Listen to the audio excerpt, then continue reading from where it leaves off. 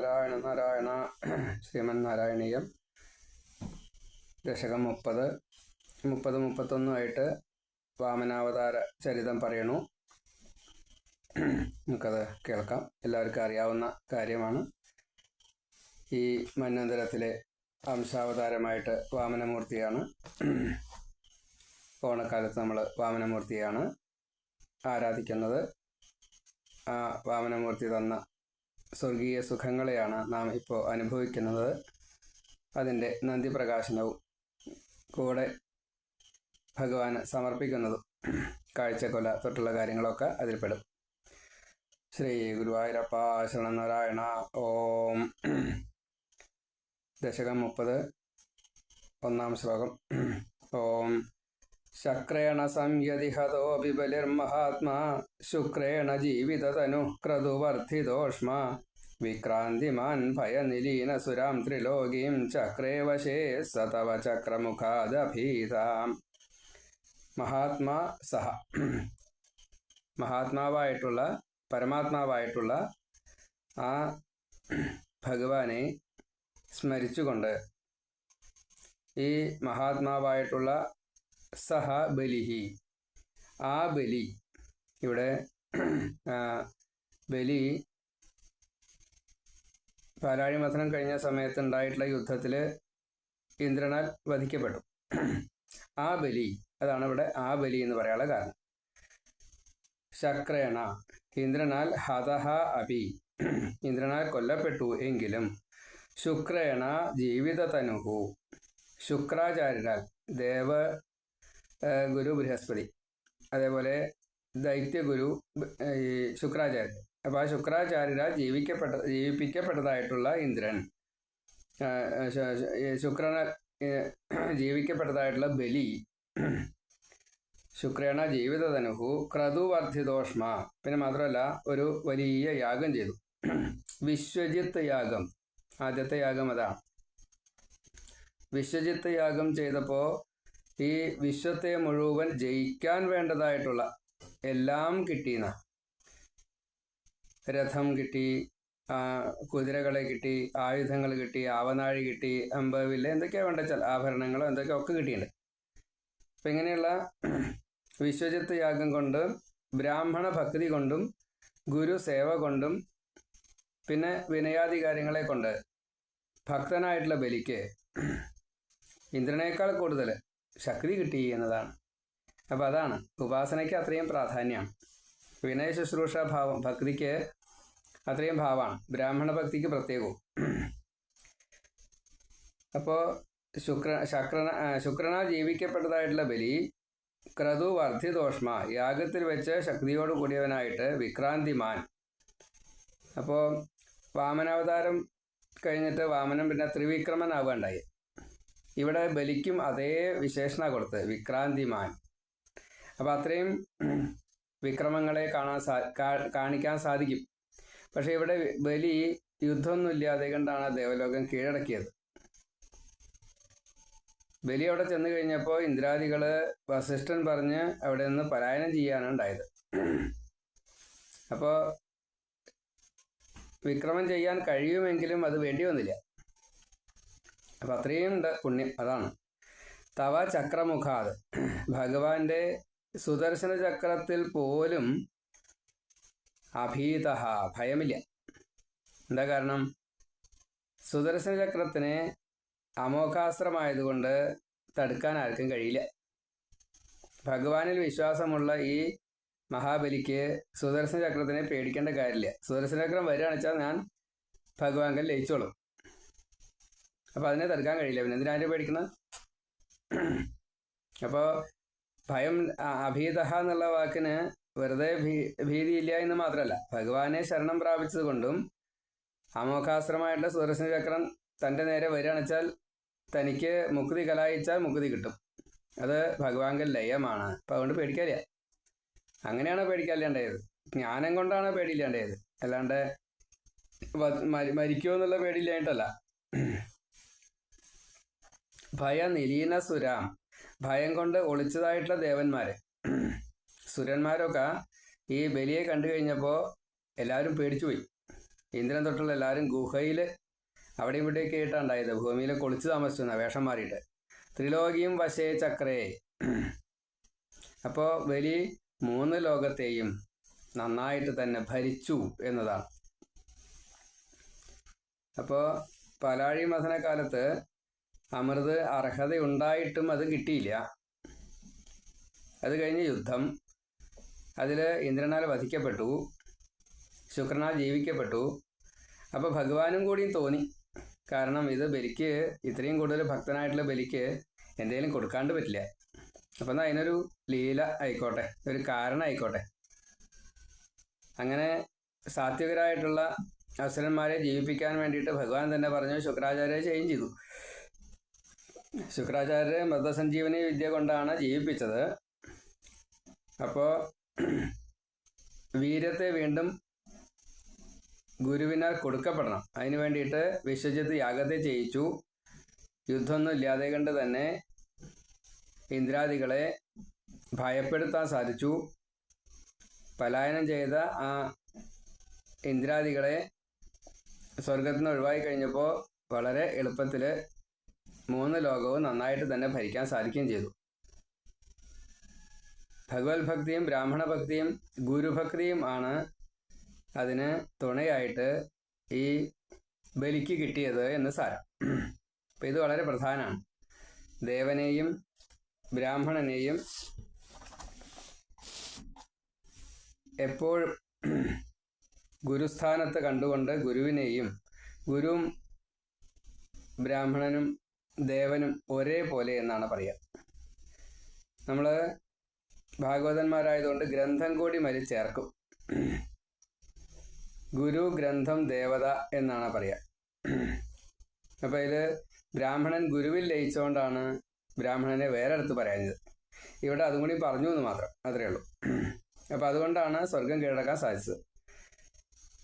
മഹാത്മാ സഹ ബലി ശക്രേണ ഹതഹ അഭി ശുക്രേണ ജീവിതതനുഹു. പിന്നെ ക്രതുവർദ്ധിത ഉഷ്മ വിക്രാന്തിമാൻ തവ ചക്രമുഖാത് അഭീത ഭയനിലീനസുരാം ത്രിലോകീം വശേ ചക്രേ. ഇത് അന്വയം. ശക്രേണ സംയതി ഹതഹ അഭി ബലിഹി മഹാത്മാ ശുക്രേണ ജീവിതതനുഹു ക്രതുവർദ്ധിതോഷ്മ വിക്രാന്തിമാൻ ഭയനിലീനസുരാം ത്രിലോകീം ചക്രേ വശേ സ തവ ചക്രമുഖാത് അഭീത. ശക്രേണ സംയതി ഹതോ ബലിർമഹാത്മാ ശുക്രേണ ജീവിതതനുഃ ക്രതുവർദ്ധിതോഷ്മ വിക്രാന്തിമാൻ ഭയനിലീനസുരാം ത്രിലോകീം ചക്രേ വശേ സ തവ ചക്രമുഖാത് അഭീത. പുത്രാർത്തിദർശനവശാദ് അതിഥിർവിഷണ്ണോ തം കാശ്യപം നിജപതിം ശരണം പ്രപന്ന. ത്വൽപൂജനം തദുദിതം ഹി പയോവ്രതാഖ്യം സാ ദ്വാദശാഹമചരത്വയി ഭക്തിപൂർണ. പുത്രാർത്തി ദർശനവശാദ്, തൻ്റെ പുത്രന്മാരുടെ ആർത്തി കണ്ടതുകൊണ്ട്, കാരണം ആ കണ്ട കാരണം കൊണ്ട്, പുത്ര ആർത്തി ദർശനവശാദ്, പുത്രന്മാരുടെ ദുഃഖത്തെ കണ്ടപ്പോണ്ടായ വിഷമം. വിഷണ്ണ, മനസ്സ് തളർന്നതായിട്ടുള്ള അതിഥി, ദേവമാതാവായിട്ടുള്ള അതിഥി, നിജപതി, തൻ്റെ ഭർത്താവായിട്ടുള്ള തം കശ്യപം, തം കാശ്യപം, തം കശ്യപം എന്നേ വേണ്ടു, കശ്യപനെ എന്നുള്ള അർത്ഥത്തിലാണ് കാശ്യപം ദീർഘം വരാൻ കാരണം. അപ്പോൾ കശ്യപനെ എന്ത് ചെയ്തു? ശരണം പ്രപന്ന, ശരണം പ്രാപിച്ചു. എന്തിനാണ് ശരണം പ്രാപിച്ചത്? തൻ്റെ പുത്രന്മാർക്ക് അർഹതപ്പെട്ടതായിട്ടുള്ള സ്ഥാനത്തെ ഇപ്പോൾ നഷ്ടമായിട്ടുണ്ട്. കാരണം എന്തോ, അത് വിഷയമല്ല, അത് തിരിച്ചു കൊടുക്കണം. അതിനു വേണ്ടിയിട്ട് ഭർത്താവിനെ ആശ്രയിച്ചു. ഭർത്താവിൻ്റെയും പുത്രന്മാരാണ്, തൻ്റെയും പുത്രന്മാരാണ്. പക്ഷേ ഭർത്താവിൻ്റെ പുത്രന്മാർ തന്നെയാണ് ഇപ്പോൾ ബലി തൊട്ടുള്ളവർ രാജ്യം ഭരിക്കണത്. അതിനിപ്പോൾ ഈ വല്യമ്മയ്ക്ക് എന്താണാവോ? അവിടെയാണ് ത്വയി ഭക്തിപൂർണ സ. പക്ഷെ ഭഗവാനിൽ അത്യധികം ഭക്തിയോട് കൂടിയിട്ടാണ് ആ അതിഥി ഉള്ളത്. ദിതി അങ്ങനെയല്ല, ദൈത്യന്മാരുടെ അമ്മ അങ്ങനെയല്ല, കാര്യസാധ്യത്തിന് വേണ്ടി മാത്രം ഭജിക്കുന്നവരാ. പക്ഷേ അതിഥി അങ്ങനെയല്ല, സദാസമയത്തും ഭഗവാനെ ഭക്തിപൂർണം സ്ഥിരം ഭജിക്കുന്ന അർത്ഥം, അതാണ്. ത്വയി ഭക്തിപൂർണ സ തത് ഉദിതം പയോവ്രതാഖ്യം. അപ്പോൾ ഇങ്ങനൊരു ആവശ്യം വന്ന് പറഞ്ഞു കഴിഞ്ഞപ്പോൾ ഭഗവാനെ ഭജിച്ചോളൂ. ബ്രഹ്മാവ് ഒരു ഉപായം പറഞ്ഞു തന്നിട്ട് പയോവ്രതം. അത് സന്താനങ്ങൾക്ക് എല്ലാവിധ ശ്രേയസ്സും നൽകുന്നതാണ്. കുട്ടികൾക്ക് പറ്റാത്ത അമ്മ ചെയ്യാൻ അങ്ങനെ പതിവുണ്ട്.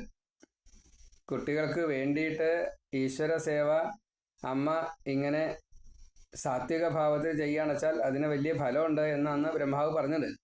പയോവ്രതം എന്നാണ് ആ വ്രതത്തിൻ്റെ പേര്. അത് ത്വത് പൂജനം ദ്വാദശാഹം അചരദഹി. ഇത് 12 ദിവസം ഭഗവാനെ പൂജിക്കാൻ വേണ്ട ഒരു വ്രതമാണ്. പാല് മാത്രം ഉപയോഗിക്കുക.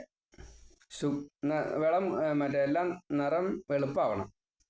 പൂക്കളാച്ച വെളുപ്പ് അങ്ങനെയില്ലേ. തുളസി ആവാട്ടോ, തുളസിയുടെ നിറം പച്ചയാണെങ്കിലും അത് നോക്കണ്ട. പരമാവധി സാത്വികം എന്ന് സാരം. മലരെ തൊട്ടുള്ള ജാതി, പാല് മലര്. അപ്പോൾ പയോവ്രതത്തിൽ മലരും പോലും വേണ്ട, പാല് മാത്രമേ വേണ്ടൂ.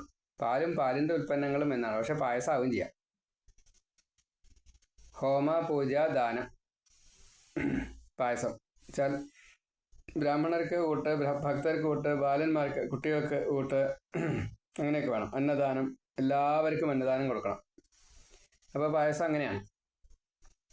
ഇവിടെ പുത്ര ആർത്തി ദർശന വശാത് വിഷണ്ണ അതിഥി നിജപതി തം കാശ്യപം ശരണം പ്രപന്ന ത്വയി ഭക്തിപൂർണ സ അതിഥി തതുദിതം പയോവ്രതാഖ്യം. കശ്യപനാൽ പറയപ്പെട്ടതായിട്ടുള്ള പയോവ്രതം. ത്വത് ഭോജനം ദ്വാദശാഹം അചരദ്. പുത്ര ആർത്തി ദർശനവശാത് അതിഥി വിഷണ്ണ തം കാശ്യപം നിജപതിം ശരണം പ്രപന്ന ത്വത് പൂജനം തത് ഉദിതം ഹി പയോവ്രത ആഖ്യം.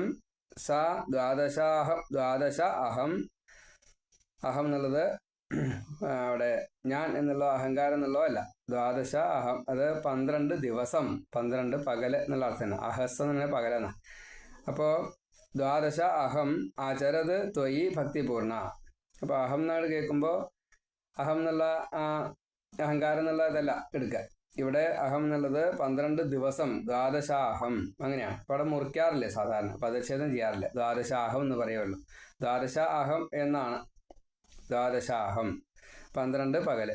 പക്ഷെ 12 ദിവസം ഫുള്ളായിട്ടാണ്. അവിടെ പറയുമ്പോൾ പകലെന്ന് പറഞ്ഞു എന്നേ ഉള്ളൂ. ദ്വാദശാഹം എന്ന് പറഞ്ഞു കഴിഞ്ഞാൽ അത് 12 ദിവസം. അങ്ങനെ എന്താ വേണ്ടത്? ഭക്തിപൂർണ ആണ്. അതിഥിയുടെ പുത്രന്മാരുടെ ഈ ദുഃഖം നേരിട്ട് കണ്ടപ്പോൾ അമ്മയായിട്ടുള്ള ദേവമാതാവായിട്ട അതിഥിക്ക് വലിയ ദുഃഖം തോന്നി. ഭർത്താവായിട്ടുള്ള കശ്യപനെ ശരണം പ്രാപിച്ചു.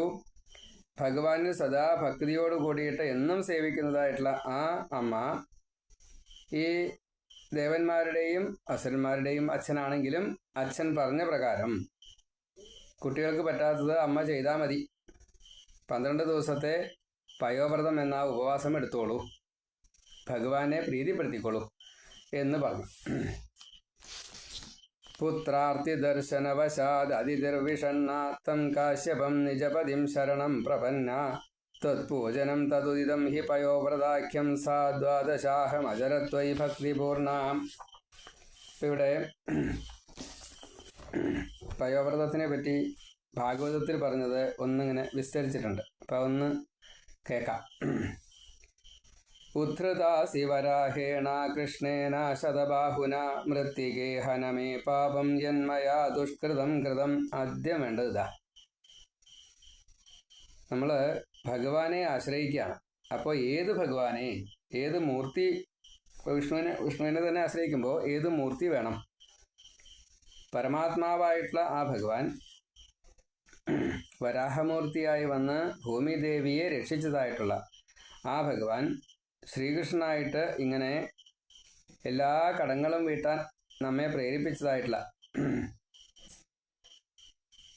ഏറ്റവും ഉത്തരവാദിത്വത്തോടു കൂടിയിട്ട് പരിശുദ്ധമായിട്ട് നിഷ്കാമരായിട്ട് കർമ്മത്തെ ചെയ്യൂ എന്ന് പറഞ്ഞതായിട്ടുള്ള ആ ഭഗവാൻ, അത് ചെയ്ത് കാണിച്ചതായിട്ടുള്ള കൃഷ്ണൻ.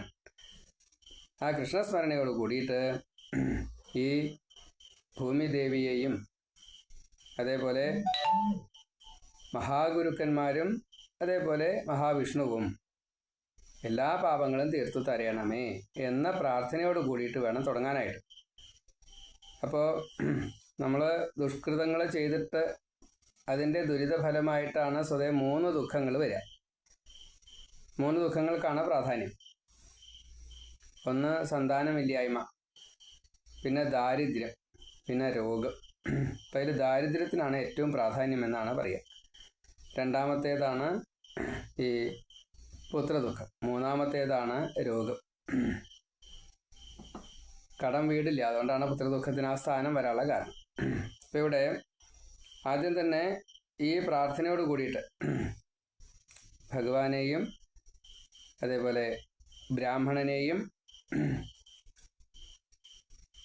ഈ ഭഗവാനും ബ്രാഹ്മണനും ഗുരുവും പൂജിക്കപ്പെടണം. അപ്പം അതിനുശേഷം ഇവിടെ വിഷ്ണു മൂർത്തികൾ, അപ്പോൾ വിഷ്ണു മാത്രമല്ല എന്ന പഞ്ചഭൂതങ്ങൾ പൂജിക്കപ്പെടണം. സൂര്യചന്ദ്രന്മാർ പൂജിക്കപ്പെടണം. അതേപോലെ ഈ പ്രപഞ്ചത്തിലുള്ള ഓരോന്നും ഈശ്വരനാണ് എന്ന് അറിഞ്ഞുകൊണ്ട് പൂജിക്കണം. ദേവതാ വ്യത്യാസം വരാൻ പാടില്ല. അവിടെ ശിവനെയും പൂജിക്കണം. ശ്രീകൃഷ്ണനെ, പരബ്രഹ്മത്തെ, യജ്ഞസ്വരൂപനായിട്ടുള്ള യജ്ഞവരാഹമൂർത്തിയെ, അതേപോലെ പരമശിവനായിട്ടുള്ള രുദ്രമൂർത്തിയെ, സംഹാരകാരകനെ, പിന്നെ ചതുർമുഖനെ, ബ്രഹ്മാവിനെ, ത്രിമൂർത്തികളെ വേണം. ഏതാണ് നരനാരായണനെ. ഇങ്ങനെ ആ മഹാവിഷ്ണുവിനെ എല്ലാ അർത്ഥത്തിലും അനന്യശരണാഗതി ഞാൻ സ്വീകരിക്കുന്നു. എനിക്ക് വേറെ ആരുമില്ല, എന്നെ സഹായിക്കാൻ അങ്ങല്ലാണ്ട് വേറെ ആരുമില്ല. ഇങ്ങനെയുള്ള അനന്യശരണാഗതി, അത് ഭഗവത് പ്രസാദത്തിന് വേണ്ടിയിട്ട് ഈ വ്രതം, പയോവ്രതം എന്ന ഈ വ്രതം എന്ന് വെച്ചാൽ എല്ലാ കർമ്മങ്ങളും കേട്ടോ, ഇന്ന് തന്നെ ഒന്നും വ്യത്യാസമില്ല, എല്ലാം ഒരേപോലെ അങ്ങ് സ്വീകരിക്കുമാറാകണേ. മനസ്സാ വചസാ കർമ്മണം, അത് സ്വീകരിക്കുമാറാകണേ. അപ്പോൾ അതിനുള്ള മന്ത്രങ്ങളും അങ്ങനെ ഒരു ഭാവത്തിലാണ് പറഞ്ഞിരിക്കുന്നത്. നമസ്തുഭ്യം ഭഗവതേ പുരുഷായ മഹീയസേ സർവഭൂതനിവാസായ വാസുദേവായ സാക്ഷിണേ നമോ വ്യക്തായ സൂക്ഷ്മായ പ്രധാനപുരുഷായ ച സർവവിംശൽ ഗുണജ്ഞായ ഗുണസംഖ്യാനഹേതവേ നമോ ദ്വിശീർഷ്ണേ ത്രിപദേ ചതുശൃംഗായ തന്തവേ സപ്തഹസ്തായ ജ്ഞായ ത്രയേ വിദ്യാത്മനേ നമഃ. നമഃ ശിവായ രുദ്രായ നമഃ ശക്തിധരായ ച സർവവിദ്യാധിപതയേ ഭൂതാനാം പതയേ നമഃ. നമോ ഹിരണ്യഗർഭായ പ്രാണായ ജഗദാത്മനെ യോഗ ഐശ്വര്യശരീരായ നമസ്തേ യോഗഹേതവേ. നമസ്തേ ആദിദേവായ സാക്ഷിഭൂതായ തേ നമഃ. നാരായണായ ഋഷയേ നരായ ഹരേ നമഃ. നമോ മരതകശ്യാമ വപുഷേധി നമോ മരതകശ്യാമ വപുഷേധി ശതശ്രിയേ കേശവായ നമസ്തുഭ്യം നമസ്തേ പീതവാസസേ ത്വം സർവവരദ പുംസാം വരേണ്യവരദ ഋഷഭ അധസ്തേ ശ്രേയസേ ധീരാപാദരേണുപാസതേ അന്വർത്തന്തയം ദേവാ ശ്രീശ്ച ത്വൽപാദപത്മയോ സ്പൃഹയന്തോ ജീവാമോദം ഭഗവാൻ മേ പ്രസീദതാം. ഇപ്പം എല്ലാ ദേവീദേവന്മാരെയും മന്ത്രം ചൊല്ലി പ്രാർത്ഥിച്ചിട്ട് ഓം നമോ ഭഗവതേ വാസുദേവായ എന്ന ആ ഭാഗവതത്തിൻ്റെ മൂലമന്ത്രം അത് ചൊല്ലിക്കൊണ്ട് ഭഗവാനെ സന്തോഷിക്കണേ എന്ന് പ്രാർത്ഥിക്കണം. ഇപ്പോൾ പുഷ്പാഞ്ജലി നടത്തുമ്പോൾ ഈ വിഷ്ണുവിൻ്റെ അഷ്ടോത്തര ശതമന്ത്രം ശ്രീകൃഷ്ണ കമലാനാഥോ വാസുദേവോ ജനാർദ്ദന. അപ്പം അങ്ങനെയുള്ള ഭഗവാനെ എത്ര പേരുള്ള അത്രയും പേരുണ്ട്. 108 നാമങ്ങളെ കൊണ്ട് 16 ഉപചാര പൂജ തന്നെ ചെയ്യണം. ഗന്ധം, മാല്യം ഒക്കെ സമർപ്പിച്ച് പാലഭിഷേകം നടത്തണം. പിന്നെ പായസം, നെയ്യ്, ശർക്കര ഇതൊക്കെ നേദിച്ച് പിന്നെ 12 പേർക്ക് കാല് കഴിച്ചുവിട്ട്, അല്ലെങ്കിൽ 13 പേർക്ക് കാല് കഴിച്ചുവിട്ട്, ആരെയും കിട്ടിയില്ല വെച്ചാൽ 2 പേർക്കെങ്കിലും നിർബന്ധമായിട്ട് ബ്രാഹ്മണർക്ക് കാല് കഴിച്ചുവിട്ട് നടത്തണം. പിന്നെയോ അവരുടെ സമ്മതത്തോടു കൂടിയിട്ട് വേണം നമ്മൾ ഭക്ഷണം കഴിക്കാനായിട്ട്. ഈ വ്രതം നോൽക്കുന്നയാൾ ബ്രഹ്മചര്യത്തോടു കൂടിയിട്ട്, അത് വളരെ പ്രധാനം. പിന്നെ 12 അക്ഷരങ്ങളുള്ള ഈ 12 നാമാക്ഷരം അല്ലെങ്കിൽ 12 മന്ത്രം. അപ്പോൾ നമോ ഭഗവതേ വാസുദേവായ ഭാഗവതത്തിൻ്റെ മൂലമന്ത്രമാണ്. അപ്പോൾ ആ മൂലമന്ത്രം എത്ര ജപിക്കാൻ പറ്റുമോ അത്രയും ജപിക്കുക. ഈ 12 ദിവസങ്ങളും വേറൊന്നും അധികം വേണ്ട. ഇത് സംഖ്യ ജപിക്കുക. 12 ലക്ഷമോ എത്രയാ പറ്റുക അത്ര 12 ദിവസം കൊണ്ട് ജപിക്കുക. ഇങ്ങനെ ഭഗവാന് ഹോമ പൂജാദികൾ ചെയ്ത് ബ്രാഹ്മണർക്ക് ഊട്ട് ദാനങ്ങളൊക്കെ ചെയ്ത് ഈ പഞ്ചാമൃതം തൊട്ടുള്ള വിശേഷാൽ അഭിഷേകം മറ്റേ നേദ്യമൊക്കെ ചെയ്തതിന് ശേഷം വിസ്തരിച്ചുള്ള എന്ന് വെച്ചാൽ എല്ലാ ദ്രവ്യങ്ങളും സദ്യ പോലെ തന്നെ വേണമെന്ന ഭഗവാന് സമർപ്പിക്കാൻ സദ്യ വേണം. നമ്മൾ പാല് മാത്രമേ കഴിക്കാൻ പാടും. അങ്ങനെയാണ്. വിഷ്ണുവിന് പ്രത്യേകം പായസം. അത് മാത്രമല്ല പുരുഷ സൂക്തങ്ങളെ കൊണ്ടൊക്കെ ആവർത്തിച്ച് ഹോമാദികൾ ചെയ്യണമെന്നാ. പുരുഷ സൂക്ത മന്ത്രം കൊണ്ട് ജപം, അർച്ചന, ഹോമം ഇതൊക്കെ ചെയ്യണം. അത് ഒരു തവണ ഹോമിക്കുന്നതിന് 10 തവണ അർച്ചിക്കണം. 10 തവണ അർച്ചിക്കുന്നതിന് 100 തവണ ജപിക്കണം. അപ്പോൾ 111 ആയാലേ ഒരു തവണയായുള്ളൂ എന്ന് സാരം. അങ്ങനെ 12 തവണ ഒരു ദിവസം. 12 144. അപ്പോൾ ഈ കണക്കിലാണ് അത് ചെയ്യുന്നതെങ്കിൽ, പുരുഷ സൂക്തം ചെയ്യുന്നതെങ്കിൽ, പാല് മാത്രമേ ഭക്ഷിക്കുന്നുള്ളൂ എങ്കിൽ അതൊരു നല്ല പരിഹാരമാണ്. സന്താനം ഇല്ലാത്തവർക്ക് സന്താനം ഉണ്ടാവും. ഒരു തവണ പുരുഷ സൂക്ത മന്ത്രങ്ങളെ കൊണ്ട് പായസം ഹോമിക്കാൻ, 10 തവണ പുരുഷ സൂക്ത മന്ത്രം കൊണ്ട് പുഷ്പാഞ്ജലി നടത്തണം. 100 തവണ ഈ പുരുഷ സൂക്ത മന്ത്രം കൊണ്ട് ജപിക്കുകയും വേണമെന്ന് സാരം. അപ്പോൾ 108 തവണ ജപിക്കുക, 12 തവണ അർച്ചന ചെയ്യുക, പുഷ്പാഞ്ജലി ചെയ്യുക, 1 തവണ ഹോമിക്കുക. അപ്പം ഇങ്ങനെ ഈ പഞ്ചാര പായസം അത് കൊടുക്കുകയാണെങ്കിൽ ഭഗവാൻ സന്തോഷിക്കുക തന്നെ ചെയ്യും. ആ പ്രസാദം മാത്രമേ നമ്മൾ കഴിക്കുന്നുള്ളൂ എങ്കിൽ, സമ്പാദം എന്ന് അതിന് പറയാം, ആ സമ്പാദം മാത്രമേ നമ്മൾ കഴിക്കുന്നുള്ളൂ എങ്കിൽ ഈ 12 ദിവസത്തെ ഈ ഒരു വ്രതം അതൊരു വലിയ ചികിത്സയായിട്ട് മാറും. സന്താനം ഭഗവാൻ തരും. കാരണം ദേവവൈദ്യനാണ്, അല്ലെങ്കിൽ ലോകവൈദ്യനാണ്, ധന്വന്തരി മൂർത്തിയാണ്. തന്നോളും, ഉറപ്പാണ്. ബാലരക്ഷ തുടങ്ങിയുള്ള കാര്യങ്ങളൊക്കെ ചെയ്യും. അതേപോലെ ബ്രാഹ്മണർക്ക് ഈ ഭക്ഷണം മാത്രം പോരാ, പശുദാനം വേണം, സ്വർണം കൊടുക്കണം, ഭൂമി കൊടുക്കണം, ദക്ഷിണ ധാരാളം കൊടുക്കണം, ധനധാന്യങ്ങൾ കൊടുക്കണം. പിന്നെ ഈ അവർ ദമ്പതിമാരായിട്ടാവുമല്ലോ, കുട്ടികളൊക്കെ ഉണ്ടാവുമല്ലോ, അപ്പോൾ അവർക്ക് വേണ്ടതൊക്കെ കൊടുക്കണം. സുമംഗലി പൂജ തുടങ്ങിയുള്ള കാര്യങ്ങൾ, വടുക പൂജ, അങ്ങനെയല്ലേ. പിന്നെ കുമാരി പൂജ, ഇതൊക്കെ ഇപ്പോൾ ദേവീഭാഗത്തിൽ മാത്രമേ പാടുള്ളൂ എന്നാണ് പറഞ്ഞിട്ടുണ്ടായി. അങ്ങനെ നമ്മൾ ധരിച്ചേർക്കണത്. അങ്ങനെയല്ല, ഈ കുട്ടികൾക്കൊക്കെ ഇത് കൊടുക്കേണ്ടതൊക്കെ കൊടുക്കണേ. വടുക എന്ന് പറഞ്ഞു കഴിഞ്ഞാൽ ബ്രഹ്മചാരി, അപ്പോൾ ഉപനിച്ചുണ്ണി. കുമാരി എന്ന് പറഞ്ഞു കഴിഞ്ഞാൽ 10 വയസ്സിൻ്റെ താഴെയുള്ള പെൺകുട്ടികൾ. അപ്പോൾ അവർക്കൊക്കെ എന്ത് സന്തോഷം വേണം, ആ സന്തോഷം കൊണ്ടാണ് പിന്നെ നമുക്ക് നമ്മുടെ പാപത്തെ ഇല്ലാണ്ടേക്കാൻ പറ്റൂ. അവരുടെ പ്രാർത്ഥനയാണ് നമ്മുടെ ഈ വരം, അനുഗ്രഹം. അതേപോലെ ധാരാളം സമ്പത്ത് ഈ പത്നിക്ക് കൊടുക്കണം. പത്നിയാണല്ലോ കുടുംബനാഥ പത്നിയാണ്. അപ്പോൾ സുമംഗലി പൂജ, സുവാസിനി പൂജ അതൊക്കെ കൊടുക്കണം. ബ്രാഹ്മണന് പശുദാനം, ഊട്ട തുടങ്ങിയിട്ടുള്ള ധനധാന്യാദികൾ കൊടുക്കണം. അപ്പം ഇങ്ങനെ ഭൂമി തൊട്ടുള്ള ഓരോന്നും കൊടുക്കുമ്പോൾ അതിൻ്റെ ഫലം നമുക്ക് സന്താനം ലഭിക്കും. പിന്നെ എല്ലാവർക്കുമായിട്ട് അന്നദാനം കൊടുക്കുകയും വേണം. അവിടെ പന്തിഭേദം ഒന്നുമില്ല, പഞ്ചയജ്ഞങ്ങൾ ചെയ്യണം. അപ്പോൾ സസ്യജാലങ്ങൾക്ക്, തിര്യജാതികൾക്ക്, അതിഥികൾക്ക്, അഭ്യാഗതന്മാർക്ക് എല്ലാവർക്കും കൊടുക്കണം. അതിൽ ജാതിഭേദമോ യാതൊന്നുമില്ല, വർഗഭേദം ഒന്നുമില്ല. മനുഷ്യജാതിക്ക് മാത്രമല്ല എന്നർത്ഥം, തിര്യജാതികൾക്കും വേണം, സസ്യജാലങ്ങൾക്കും വേണം എന്നർത്ഥം. അതാണ്.